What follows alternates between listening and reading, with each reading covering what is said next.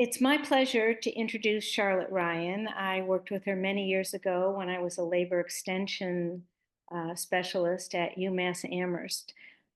Charlotte recently retired from the sociology department at UMass.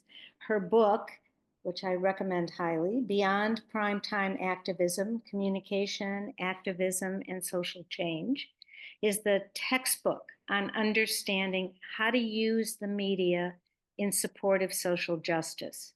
She's worked with labor, community, anti-intervention, and racial justice groups for years to develop strategic communication campaigns. So I'm going to turn it over to Shar to begin our talk.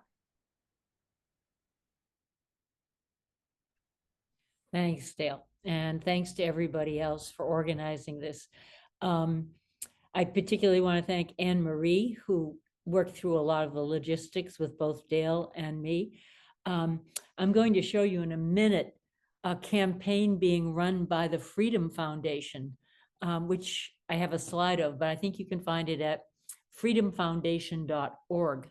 And it's a right-wing think action tank, whose sole purpose is to convince public employees not to pay their dues and to therefore sort of cut union budgets and eliminate corrupt union staff who are getting sort of comfy and lazy on your dime. And over the holidays, I got a postcard, a third-class mail postcard at my house. And on the front, it looked like Planet Fitness ad. It was a picture of a young woman, and she was working out on a walking exercise machine, and she was really fit. And it said, you can have $950 toward a new gym membership free in the next year. Get fit. And I turned it over. It was addressed to the former resident of my house. And it said, you are a public employee in the state of Massachusetts, and it named the particular union. It wasn't a teachers union. You are paying $950 a year for union dues. You don't have to do that. Wouldn't you rather have that money in your pocket to use the way you want? Unions are pushing you around and just deciding how your money should be used. Here's how you can remove yourself from your union dues paying. It was very sophisticated, and it was building on sort of individualism and sort of perfect body. And that sort of like unions were the leeches who didn't provide anything, and you'd be better off on your own. And this is one of many constant stereotypes that have been around for decades of unions. And it's being ramped up as we go into a particularly anti-union period, and a period where the national level government is very much wanting to cut public sector. And so public school teachers will definitely be right at the center of this. So my goal in today is to go over the kinds of labor propaganda I'm calling them propaganda campaigns, and I'll explain why, but the active, sustained, organized sort of group campaigns against labor, and especially public employee unions and teachers, that we can expect and what you can do about it. And I particularly like talking to retirees about this, because although our roles have changed and the retirees lecture series is addressing some of those changes, whether it's health or pension or caretaking, some of our roles remain the same. We don't stop being citizens, and we don't stop being union members.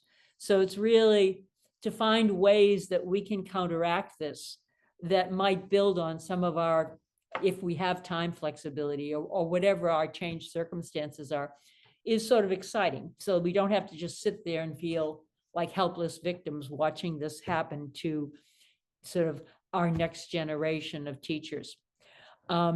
Let me put up the slides, see if this works, and we'll go from there. And Dale, you can interrupt me at any point if, in fact, you see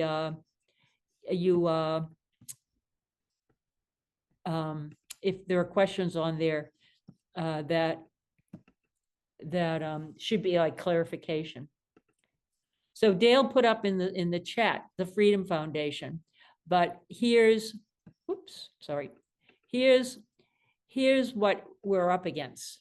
This is the Freedom Foundation, and it starts its first slide, home screens, by saying, for too long, corrupt union bosses have controlled America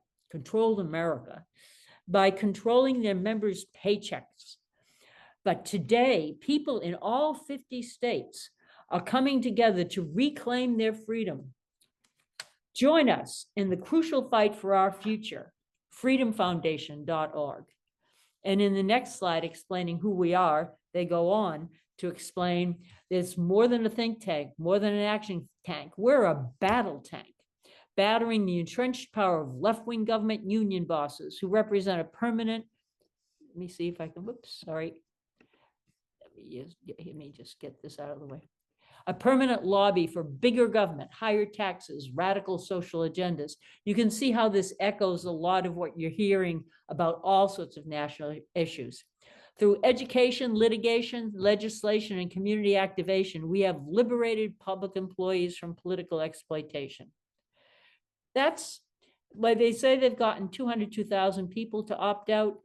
They're going after sort of union dues, which there's already a legal ground for doing.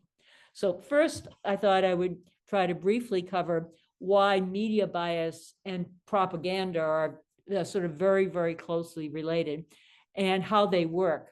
And I want to talk about it in World War I, because that's one of the, interestingly, at this point, when you look at issues dividing unions, some of them are international, whether it's a war going on and should the union oppose the war, or if it's immigration policy. So I want to show how that all came to play in World War I, just very, very briefly. Sorry. And then I have a successful kind of a response to this that was launched by Minneapolis teachers unions. They have and joint AFT, NEA, joint local, and show how they effectively cut through some of that rhetoric and became much more powerful. And I'll try to finish this by 4 o'clock so that we can have plenty of time for questions. Sorry about the coughing, it's really dry here. Senator La Follette was turn of the century governor and then later senator of Wisconsin, who was very pro-labor and very anti-World War I. And he tried to launch a campaign to explain why he thought World War I was not a good war for labor to support. At the same time, he was outgunned by other national forces that were pushing for the US to get involved in World War I. It was a very different situation than World War II. And in the middle of it, I think you can start to see why it's so hard to use the word propaganda, even though that's what's going on in some of these campaigns. He said, and a historian quoting him said that it's very hard to distinguish between objective written news and propaganda. And it's extremely difficult word to define in English, which people have also said about other kinds of issues. It's really hard to pin exactly what it is. And when does something that is an educated opinion become propaganda? So let me explain what we're calling propaganda. Let me go to the next one first. Propaganda is exclusively directed to a mass audience, and it assumes that that mass audience knows not very much about it, that their understanding is relatively circumscribed, and they have a very short memory. So a recent example would be trying to persuade people that immigrants in the Midwest were eating cats and dogs. But this is not new. Propaganda is usually by an organized, very powerful or well-resourced social group. And their demands and their ideas can be outrageous. Hitler presented the idea of a whopping lie. The greater the lie, the more effective it is as a weapon. So you don't tell a little lie, tell the biggest, most unlikely lie you can think of, keep on telling it, and some or many people will soon begin to think it's true. And you can see this being done today in the US on a number of issues. Propaganda, not only is it an organized group that has sort of organized social resources, it's not only directed not at leaders, not at argument, not at rational debate, it's directed at sort of mass appeals, and it does it with emotion. This mass brute is a picture of it's militarism, but it's directed at sort of Germany in World War I. It uses four emotions: fear, resentment, dehumanization, distancing, so that force that you're fighting is lesser, and empathy or love of nation and patriotism. So it isn't sort of a love of other humanity. It's more like it's sort of painting what you're doing as blessing and loving your nation. So there's a lot of nationalism that works into it. In the current scene, there are a number of groups of very, very conservative right-wing Christian nationalists who are using this kind of rhetoric. They run disinformation campaigns. They're organized, they're sustained, they're persuasive. It could be a state actor, like government can do this.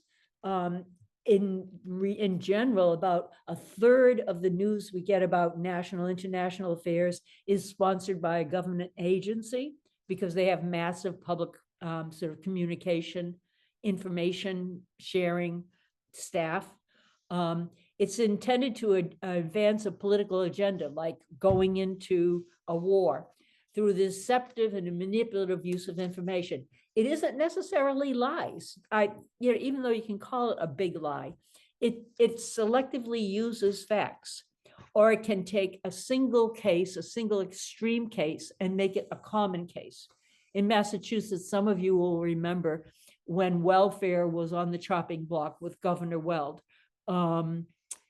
They used the case of Claribel Ventura, who was a welfare mom who definitely had been involved in some shady activities and whose entire family, 13 or 14 siblings, all were on welfare.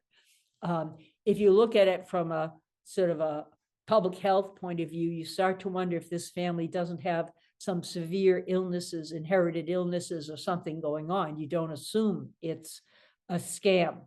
However, she was pretty out of control. She became the poster child of welfare. And then that image of welfare was used to get rid of welfare, as if she was representative. So they go from public propaganda campaigns, take an extreme case, and it can actually be a true case, but then make it sound like it, you generalize it to sound like it's the norm. So if conservatives, right-wing people who were pushing eating cats and dogs in the Midwest, the mayor of the town came out and said, there are no cases they could find.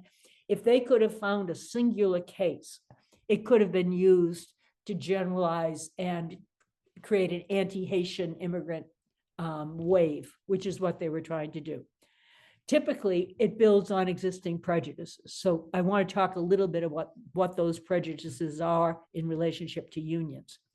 Anti-labor propaganda, media bias, and there's a book by a guy named William Puette, P-U-E-T-T-E, that talks about this historically. So this is not new. These stereotypes have been being pushed for 70, 80 years. In relationship to, I already talked about the welfare ones. In relationship to teachers are public school teachers are lazy, they're incompetent, they don't care. They leave in the afternoon, they get their summers and school vacations off. Wouldn't you like to have your summers and school vacations off? Pretty cushy. They're secure workers, and secure workers are lazy workers. And the only way you get non-yet lazy workers is by having them on piece rate or sort of under the gun where they're being monitored. Public transportation, public schools, anything public is really going to be second class. That's one of the existing prejudices. And union teachers, another prejudice is we, the Freedom Foundation, we, whoever, the group, we stand for choice. And unions don't believe in choice. Unions are trying to force you to use them, just like national health insurance would try to have you. We want freedom of choice of health insurance. We want freedom of choice to have charter schools or not. So these are existing attitudes that can be fanned up at the right time to make people sort of readers or recipients receptive to anti-union ideas. How does this work? The union or a group of parents, it doesn't have to be just the union, will have a shared concern. They figure out a way to talk about it. They figure out who is the most important group for them to win over to their side, regardless of whether you're on, regardless of the side you're on an issue.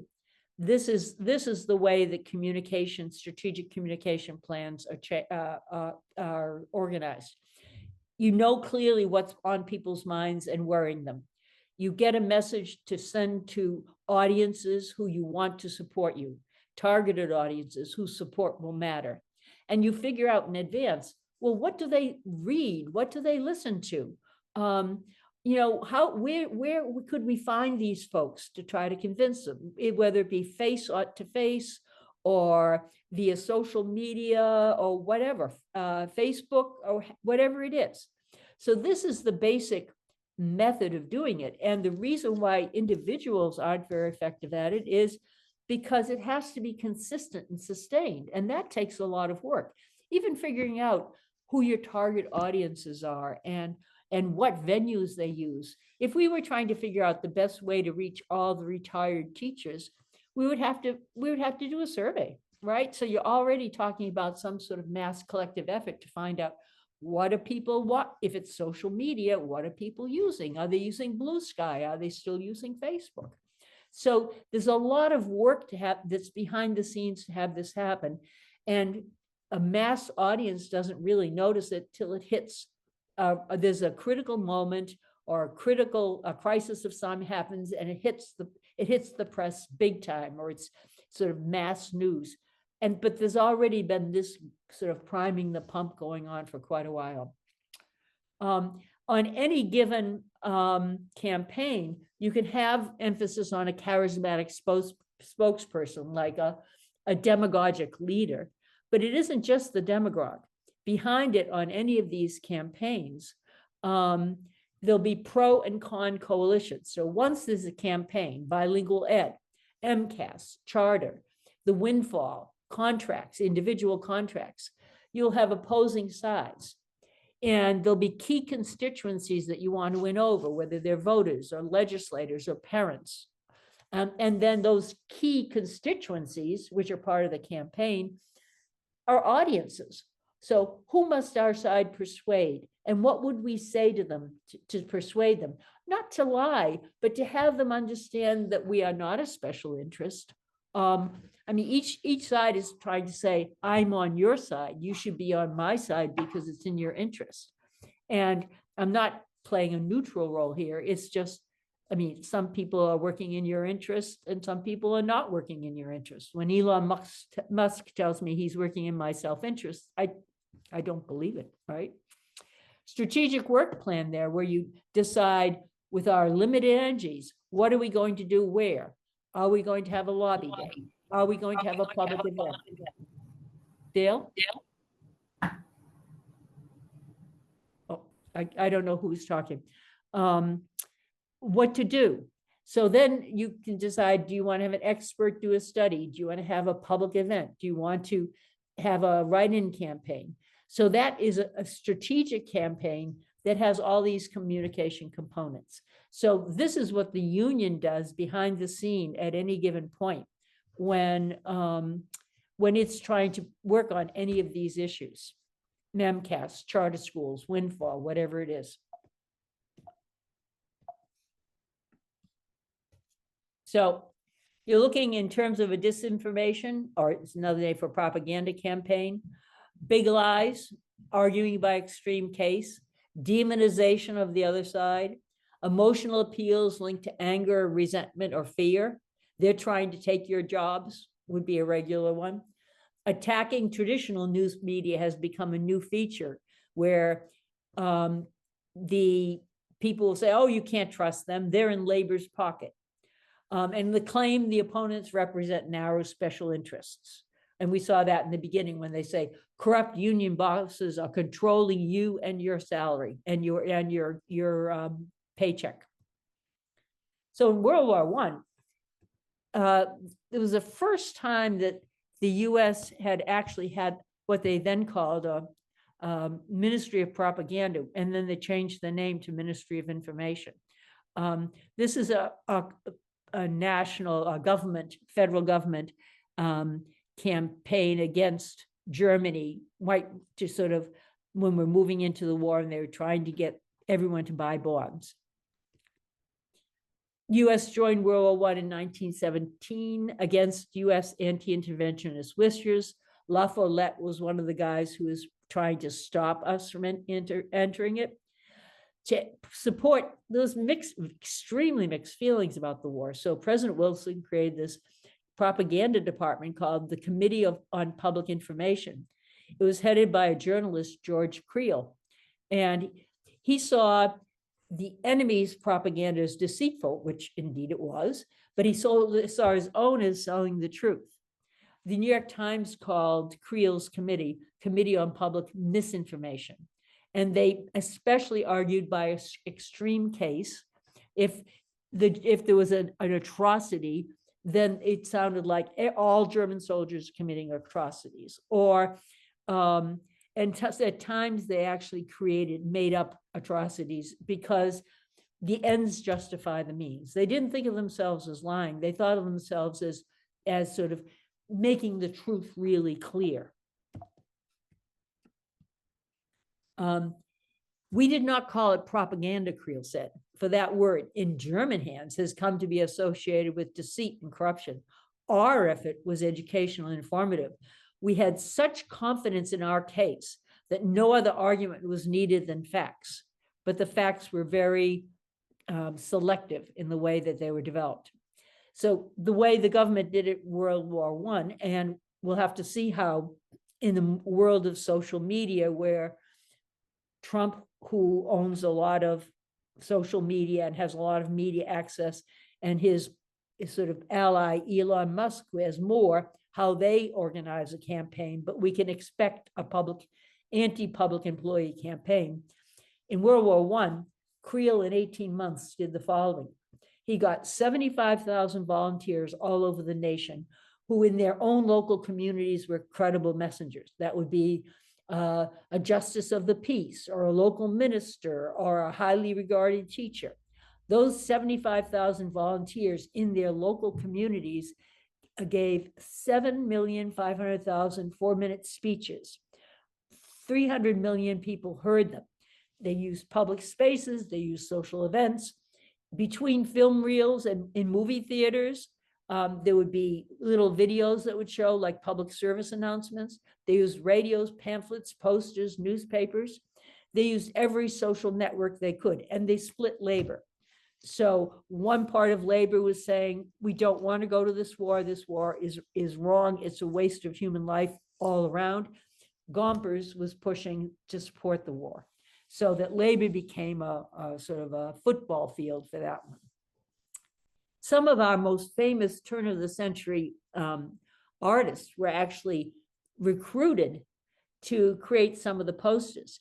So Gibson from the Gibson Girls, Wyeth, and Sargent were all recruited to create posters to promote World War I. This one is a Sargent painting. And I mean, it's actually not, it's a good example of this is not a lie. These are soldiers, American soldiers, or painting of American soldiers who were mustard gassed and either lost their sight or were otherwise affected. And it's true. So what a propaganda campaign is, creates this massive information, sometimes factual, sometimes not factual, to move people to a logical, what then becomes a logical conclusion. La Follette, who was the opposition, he was just outgunned. So he found a progressive caucus of the Republican Party. In his ongoing years, he supported farmers, organized laborers, he battled corruption in government. And he did like hundreds of public speeches and radio talks and face-to-face. And so it was not that this was uncontested, it's just he couldn't compete with a massive government campaign. Pulitzer Prize-winning journalist Chris Hedges critiqued the government committee as a relentless campaign of manipulation of public opinion, thinly disguised as journalism. And it included fabricated German atrocities and war crimes. And you'll see this now in international conflicts where the US has decided to take one side. It will be very difficult to find out whether your side is doing anything wrong, and yet the other side's sort of atrocities, some of which may be true, will be blown up in extreme fashion. Walter Lippmann, who is a classic sort of objective, in the middle of the road journalist, called it unmitigated brag accompanied by unmitigated gullibility. In other words, World War I became where we pushed Americanism to a fault. And a lot of it was oriented toward getting people to give money for the war. Here you have a German soldier sort of pulling a little girl, God knows where. Remember Belgium, and there were all these reports of rape and violence against women and children in Belgium. It was hard to find out. In the fog of war, it's really hard to find out what's going on. And this was to push and promote people giving more money, more loans, buying bonds. So does propaganda need a demagogic leader?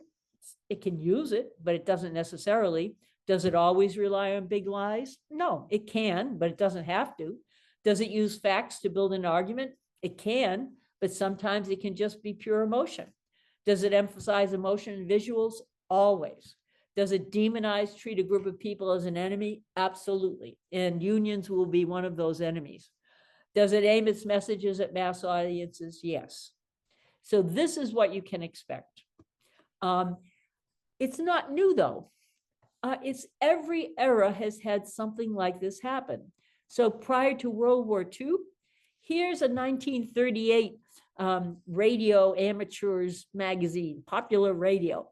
And it shows Stalin, Hitler, and Mussolini dueling with radio towers.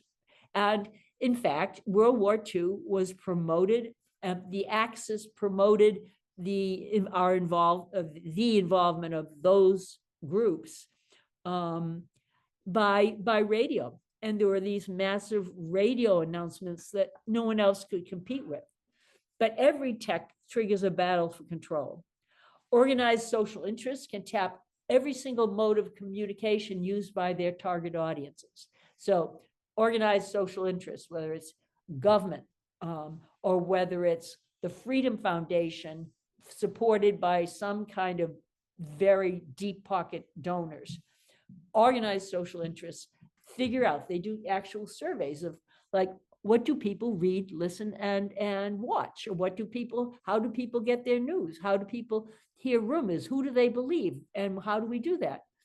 And teachers' organizations, unions, are therefore absolutely essential to convey teachers' points of view, or otherwise individual teachers facing this kind of deluge would have no ability at all to react to it and to counter it. And in fact, when we entered World War II, FDR created his own fireside chats, which were also radio, so that it becomes this, war becomes this massive propaganda campaign. And in the lead up to wars and in the lead up to attacks on particular groups like unions, you're going to see this being ramped up. It's not laying me forward. So what can teachers do? This is the Beverly teachers on strike last year, which they weren't technically supposed to do. they had to face these kinds of, and we all have to face these kinds of messages when teachers unions take actions. Teachers don't want accountability. So that's why they want to avoid testing and evaluation. Teachers are lazy special interests protected by unions. Union teachers and other public employees are bankrupting cities.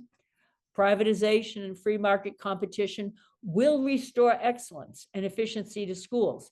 Parents want choices. So then there'll be equations made where parents want choices. Charters are choices. Therefore, parents want charters. And it's very, very logical. They'll rope people in by saying things like, they'll have a sort of interest, like little focus groups, and ask people, everyone, right? Doesn't matter the age. Tell us about the worst teacher you've ever had. And this, everybody has a story. Oh, in fourth grade, I had a teacher. And they get people all riled up about terrible teachers. And then they'll say, and do you know why no one could get rid of that teacher? It's because she was unionized. So they'll have very, very effective group conversation strategies to get people feeling like they should get rid of the teachers union, and they should get rid of sort of public schools. And finally, this is a motion of resentment. You can see teachers have it better than the rest of us. Summers off, pensions, health benefits. Wouldn't that be nice? I mean, who has a pension? Oh, teachers have a pension. They get that on your dime. So the lessons from the St. Paul's teachers who won an incredible victory, joint labor thing is, first of all, they also told the story with pictures. They made their policy demands very visual, but they also did a lot of outreach to communities, which I'll talk about in a minute, so that parents and teachers could not be played off each other. Rather than have it just be a question of they made their goals really clear in terms of the impact on students. They didn't want to just say, teachers are special interests. We are not special interests. They didn't want to create a situation where they were on the defensive and someone was calling them special interests and they would say, not so, yes, you are, not so. They reframed it. They switched the narrative. They twisted it. So their message was, we became teachers for a reason. We became teachers because we care about children. Then they say to themselves, okay, how would we show this to people? Let's connect the class size reduction to the quality of teaching. Let's connect class size reduction to flexibility for parent-teacher conferences and other kinds of teacher engagement. And indirectly, that combats teachers as special interests because it's showing that teachers are working in the interests of students. So they thought through all of this carefully. And then after they were clear on what their core values are, what their message was, they started a community outreach campaign. So this was one of the images they used to show that small class size involves more engagement. They were very active in the Hmong population in St. Paul.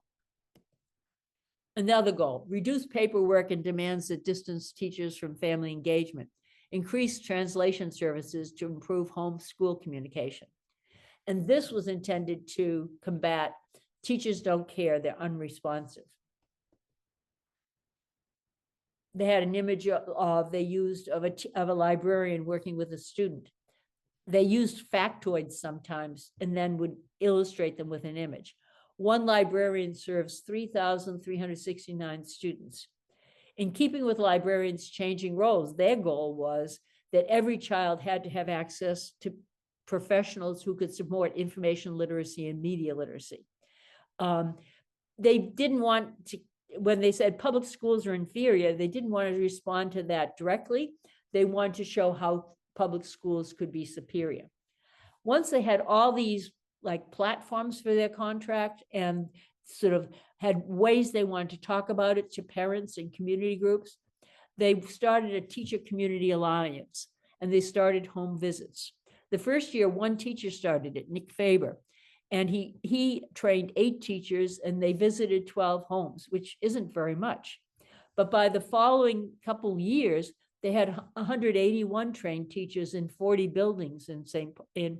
Paul, and they visited 120 homes, explaining what they wanted in the upcoming contract negotiations.